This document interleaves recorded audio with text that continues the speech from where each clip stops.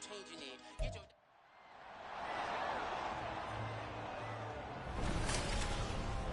It's Madden NFL 24 on EA Sports. And if it's in the game, it's in the game. It's the Texans and the Ravens on EA Sports.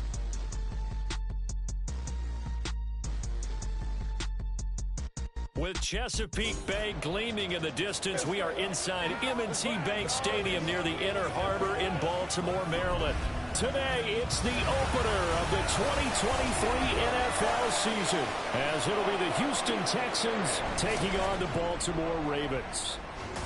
Alongside Charles Davis, I'm Brandon Gordon. Well, CD, new season is here. Lions and Chiefs got it going on Thursday night. You and I were there. What a scene that was. But now here we are a few days later on Sunday, looking at two teams with great expectations here to begin 2023.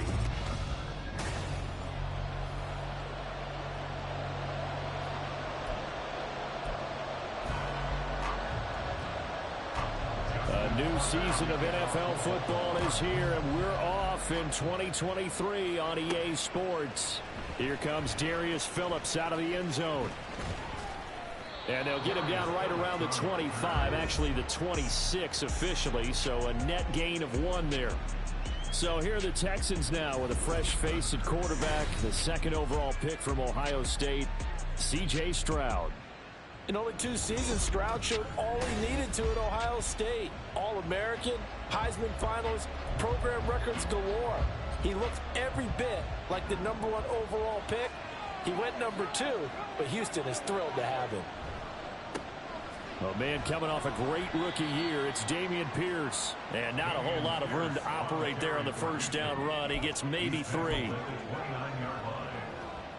From the 29, here's a 2nd and 7. Stroud to throw it. Well, this is taken in. It's complete. Inside the 20. Touchdown, Houston. Noah Brown, 71 yards. And the Texans are on the board here first in the season opener. Well, if they didn't get the wake-up call before the game, they got it right now. 2 plays already in the end zone. I think of it in boxing terms because whether it's a big shot with your first one or a probing one, a little bit of a jab, the second one was the payoff. That was the big one that landed. 1-2, end zone. Hill going to sit on this one, and it'll come out to the 25. Number 8, Lamar Jackson, trotting onto the field at quarterback, ready to lead this Ravens offense. And I'll bet he's talking to his guys about resisting the temptation to try and turn this into an up-and-down game, almost like basketball, where both teams press, and one team gets an advantage, our team's trying to run with them, and they're just not equipped for it. Doesn't matter whether you're equipped or not. Just settle in, get calm before you go for the big strikes. They'll start out here with the option left. And not much to speak of. Call it a 1-yard gain up to the 26. The last play got just a yard. Here's 2nd and 9 from the 26. Again, Jackson will keep it. And holding it may be the wrong decision as he stopped in the backfield. They wind up losing a couple there, so they go behind the original line of scrimmage. And now 3rd and 11 coming up. Jackson. And the throw there going to be incomplete. That was their first 3rd down try of the game, and clearly something was off in the execution of that play. Good news, they've got a whole game left to clean that up and start clicking on those key 3rd down throws. That's pulled in at the 32. That'll be a 41-yard punt, 4 yards there on the return. And the Texans will take over with a 1st and 10.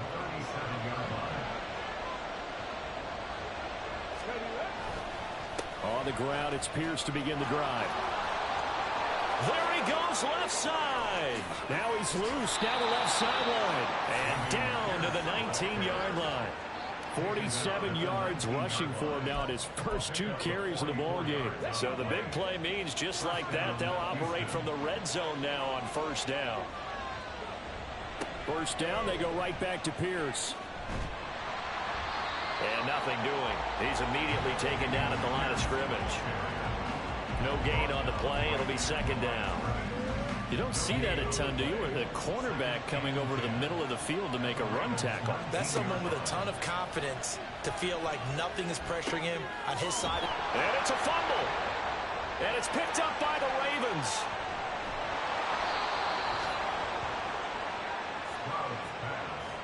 We have seen this before, and we know coaches preach about this and work on it all the time. Catch the ball. You know there's going to be some traffic somewhere. They've got to put it away and secure it as they try and get downfield. And he's going to lose yardage here back to the 12-yard line. He was unable to shake free there, and they'll cover him for a loss of a yard.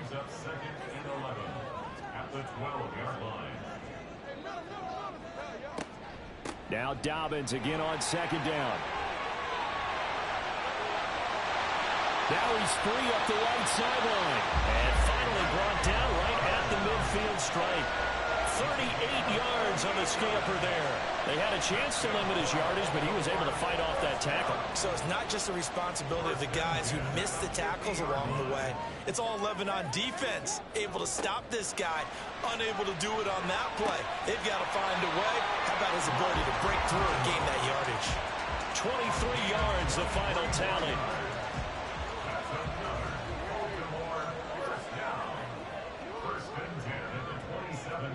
Here's Jackson. He'll swing this out to Dobbins. Give him a gain of 5 on the completion, and it's second down. I have to imagine many defensive coordinators had a sleepless night trying to game plan ways to slow down Lamar Jackson. What do you think is the most effective way to try to do it? Well, you've got to be a little counterintuitive because normally you're sitting on the wide receiver one, aren't you? But with Lamar Jackson, I sit on the tight end. He loves to throw into the middle of the field, loves that position as his #1 target. Take that away and hope you have a corner who can stand up man-to-man against a speed guy on the perimeter. From the gun, Jackson. Targeting Dobbins again, and he's got it again. And he'll go down right on the edge of the red zone following a pickup of about 7 or 8. They'll come to the line needing only 2 yards to gain the first here. Jackson will throw again. He'll find Dobbins out of the backfield. And he'll be tackled about 2 yards shy of the line to gain. A 1-yard pickup leads to 4th down.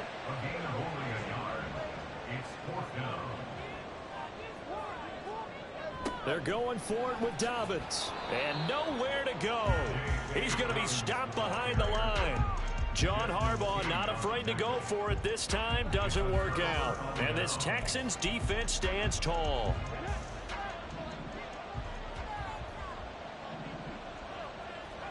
Stroud to the air on 1st and 10. He gets this one to Mechie. And he'll be out of bounds right at the 40. 17 yards on the catch and run. It's a 1st down. First down, Texans. 1st and 10, it's Pierce. To the 43, 2nd down. Well, today, of course, not just the start of the new campaign, it's the debut of DeMeco Ryans as the Houston head coach. Now, we saw him plenty with the 49ers, what he was able to do with that defense. Charles, what do you think he brings to the table for these Texans? He brings football intelligence. He brings enthusiasm. He brings creativity. This guy wanted to be the head coach of the Houston Texans, twice a Pro Bowler with them in the NFL. He's come home. Now he wants to finish what he started as a player as a head coach. On 1st down, they stick with Singletary. And he can only manage to get a couple. 2nd and 8 coming up. From the 44-yard line, here's a 2nd and 8. Option right, here's Stroud. Oh, that one well designed as he'll take this down to the 30-yard line. 14 yards that time, but a 1st down on the keeper.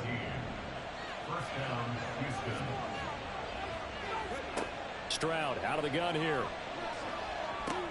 A short one going to be taken in here by Schultz. And he's going to be out down inside the 20 at the 15.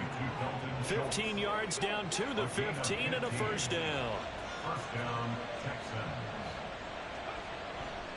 Hand off right side to Pierce. And this play gets blown up. They'll lose yardage. Back at the 17. Officially, it's a 1-yard loss. That's going to bring up second and 11.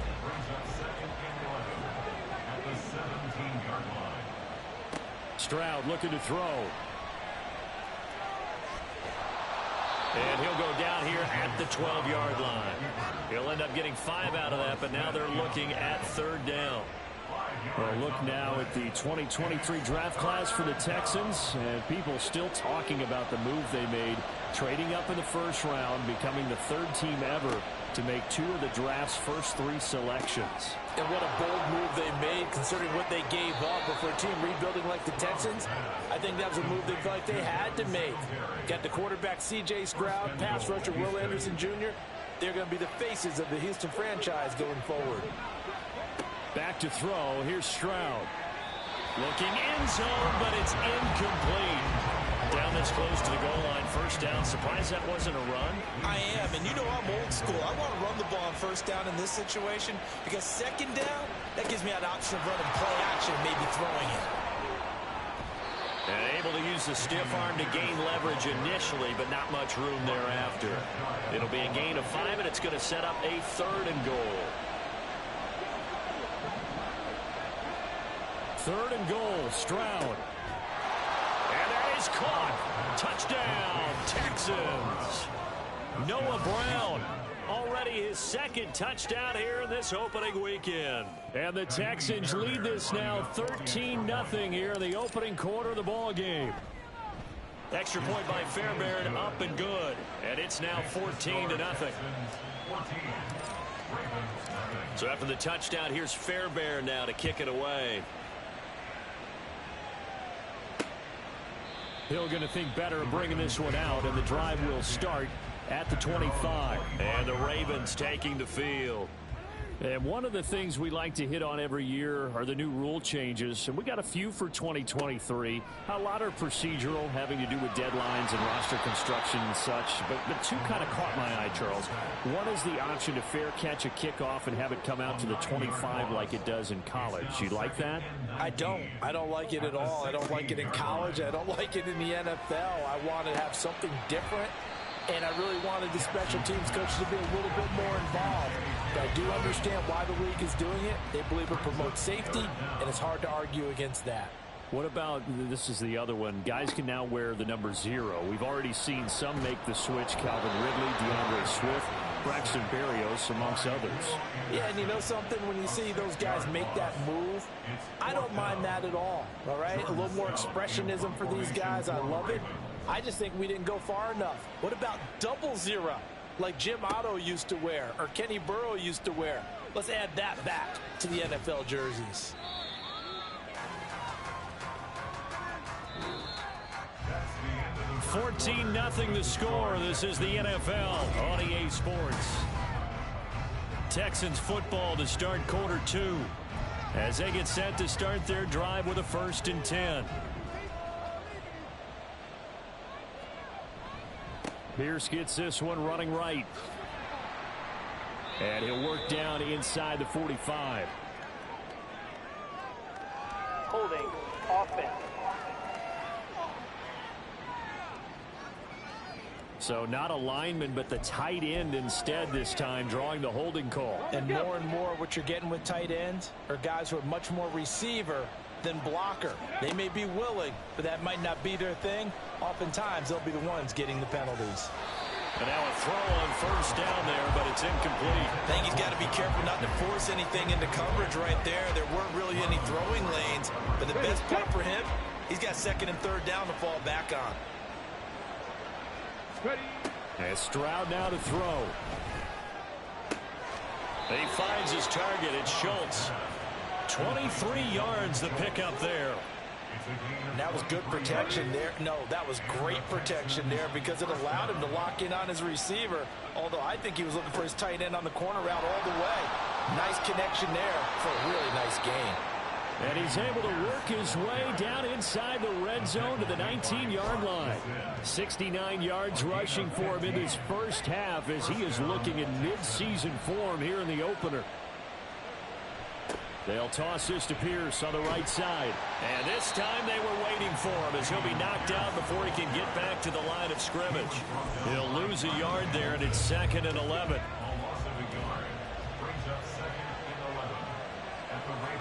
Here's Stroud. He finds his man complete. That's Schultz. And the Texans are going to have a 1st and goal coming up as the tackle made at the 3-yard line. 1st and goal at the 3-yard line.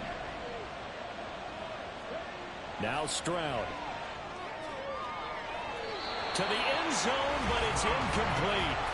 I see the surprise in your face there, partner. That is a rare incompletion from him. He's been on point this entire game. He has percentage completion-wise way up. Not that time. Here's Pierce. Is into the end zone. Touchdown, Houston. And they would not be denied on the ground, powering it in just one play after they got stopped short. And how about how many tight ends were on the field? Because in today's NFL, we think of the tight end more as a pass catcher. But this group, they tell them you've got to be able to run block to stay on this team. And they committed to it and got it done right there. Now he's back out there to boom this one away, maybe with some frustration after the PAT miss. And Hill will opt for the touchback. Baltimore about ready to go on offense. And we don't want to call this desperation time, especially in the second quarter, but you're down. You don't want to. No, but let me finish. Okay, my bad. You're down 3 scores already. You've done nothing offensively, nothing on the scoreboard. That's not a good combination. I think you just called it desperation time. I think you did. But let's face it, you mentioned this to me in a break earlier in the game. The energy level hasn't been there right from the start. We've noticed that. They've got to find a way to get on their toes and start punching instead of retreating, to use a boxing analogy. On 2nd down, a run with Dobbins. And he's going to be dropped following a pickup of 7 past the 30 to the 32. And after that type of a run, there's some talking going on down on the field, but it's not trash talking. The guy who just carried the ball, he's going back and telling his offensive line, great job, keep it up, and we'll break that one soon. And he won't be close to a 1st down as he runs into a wall right around the line of scrimmage. 4th down, and out comes Jordan Stout here to punt. He's been a busy man here in this first half as he gets it away. 37 yards on the punt with no return. And the Texans will take over. Dameon Pierce taking the field with the rest of the Texans offense. And he's well on his way to a 100-yard game. He's already more than halfway there. We're only in the second quarter. And what I've always loved about running backs is they'll tell you, I had no idea how many yards I had. Right. Those guys have an innate sense of where they are in a ball game and how many yards they've accumulated, because you know they're always working towards 100. He's been working well towards 100 here. Throwing on 1st down, but this one winds up to be incomplete. Well, that's a defensive coordinator's got to be happy with that result. They took away all options downfield and forced the incompletion. Again on 2nd down, it's Stroud. Firing quickly, but it's incomplete. Tough series for the passing game. Things just aren't clicking. Hoping they can come through on this play and get this series back on track with a completion for enough yardage for a 1st down. Stroud on 3rd down now. And that will be incomplete. That might be the 3rd down stop that they needed, because they've had a lot of trouble slowing down this offense in the first half. This might be their opportunity to get off the field. And here's a fair catch taken at about the 24-yard line. So a change of possession here on the punt. And the Ravens, they'll take over.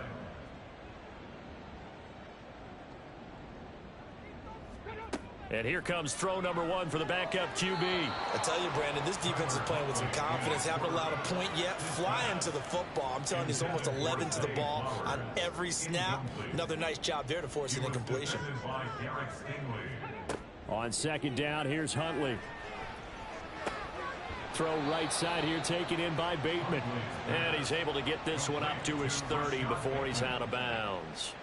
The Ravens on third down. Not good. 0 for 4 thus far. This is 3rd and 4. Huntley looks to throw. And he can't find a receiver, and he's brought down. Multiple defenders there to drop him for a loss of 4. Now is the punter, Jordan Stout.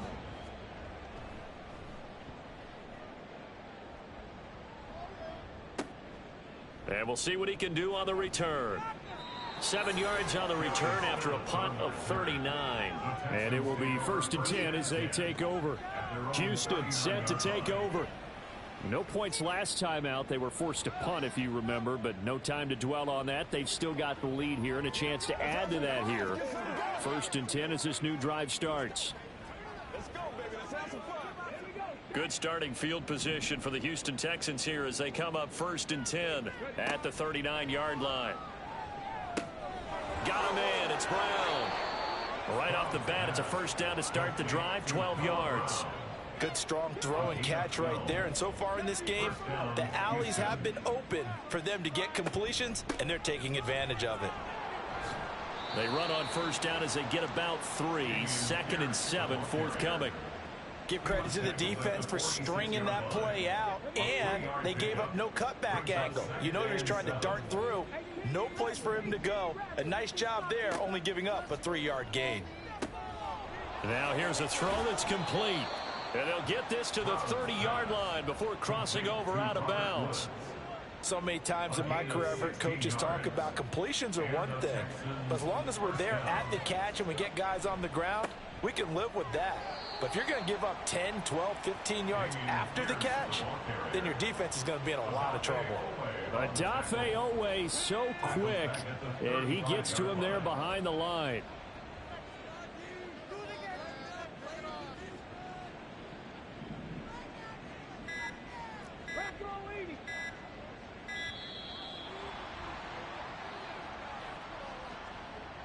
Delay of game, offense. So they accept the penalty, of course, and push the offense backwards a bit.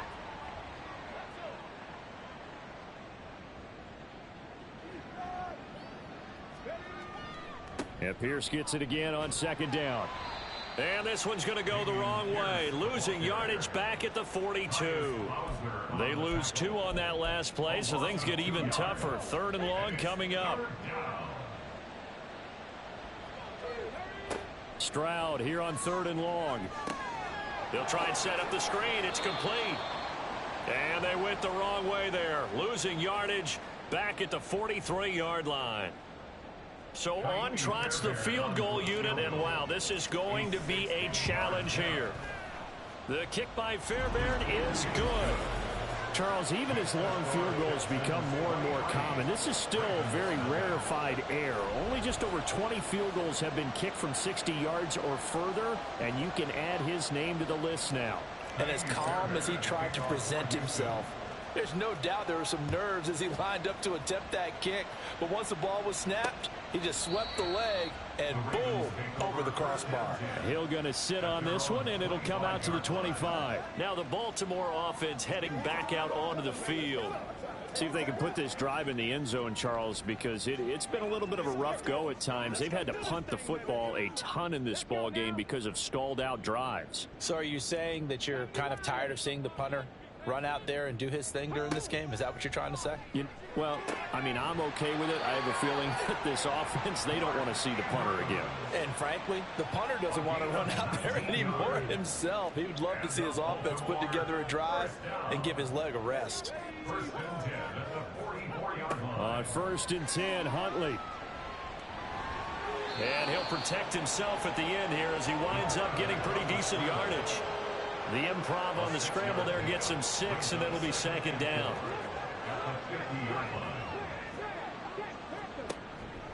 A give up the middle to Dobbins. He'll be taken down at the 48 for a pickup of 2 yards. But not much on that run, Charles. No, that's exactly the way to execute a run blitz there. They guessed correctly that they would move the ball on the ground. honed in on it and stopped them. Mark that down for a win in the defense's column. And he will have a Ravens first down as they're able to get the third down conversion. This offense finding its legs now. Here's another 1st and 10. He'll decide to keep this once more. And he is out of bounds, but first he gets it inside the 10 to the 7. A big-time gain there on the keeper, using his legs to hurt him. First down.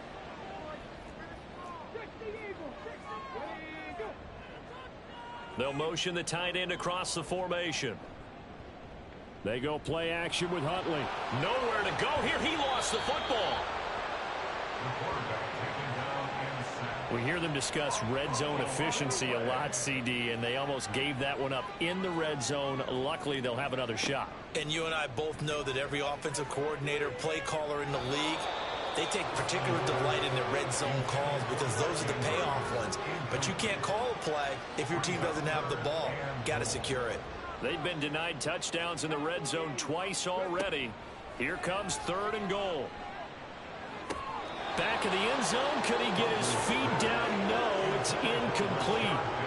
And based on my math, they've only converted one time thus far in this game, so you can see the frustration starting to come out a little bit. 3rd downs, they've been a problem for them all game.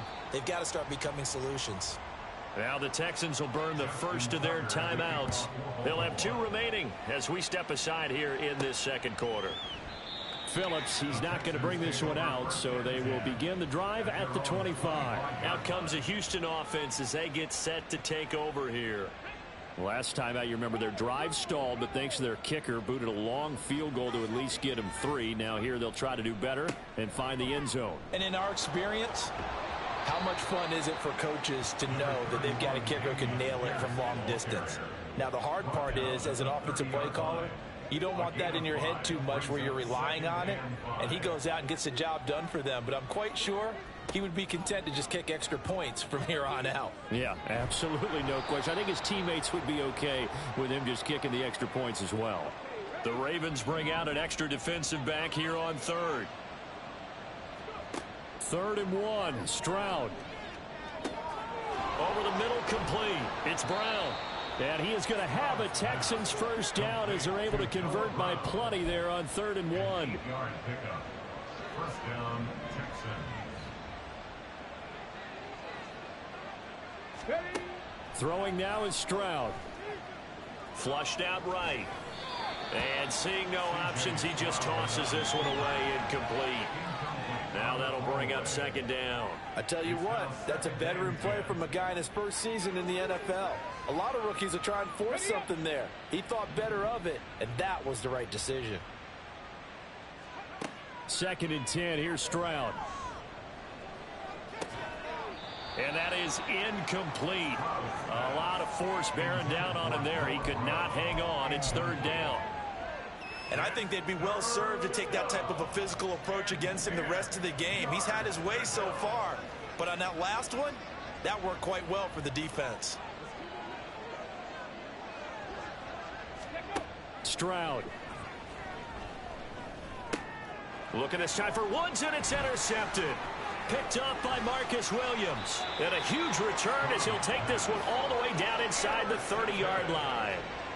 That's not one that he's going to want to remember, but he had to get it out of the way at some point. His first career interception. And if he's the guy that they think he is, he's not laughing it off, but he's also not going to let it affect him as the game proceeds. He's going to go back out there, still be the same confident kid, the reason that they drafted him, and go out and play. Call that a very strong gain of 24. That's good for a Baltimore Raven. Here's Huntley. Got a man, it's caught for a Ravens touchdown. Nelson Aguilar from 4 yards out. And the Ravens get a late score here in the final minute of the first half. Until that late score here in the second quarter, they only have the field goal. So that's just big to see that football get into the end zone. Yeah, when you look at... And now before we get to the extra point, remember all touchdowns do have to be confirmed by the replay official. The previous play is under review. They're taking a peek at whether or not those feet were in bounds, and obviously a big call here in the end zone. And not just the feet. How about the hands? How is the ball possessed while the feet are hopefully getting down in bounds? That's what they're trying to look at to see if it all comes together. After review of the play, the ruling on the field stands. So they called it a touchdown originally, and this will stay a touchdown after the video review, so they had it right. Justin Tucker for the extra point.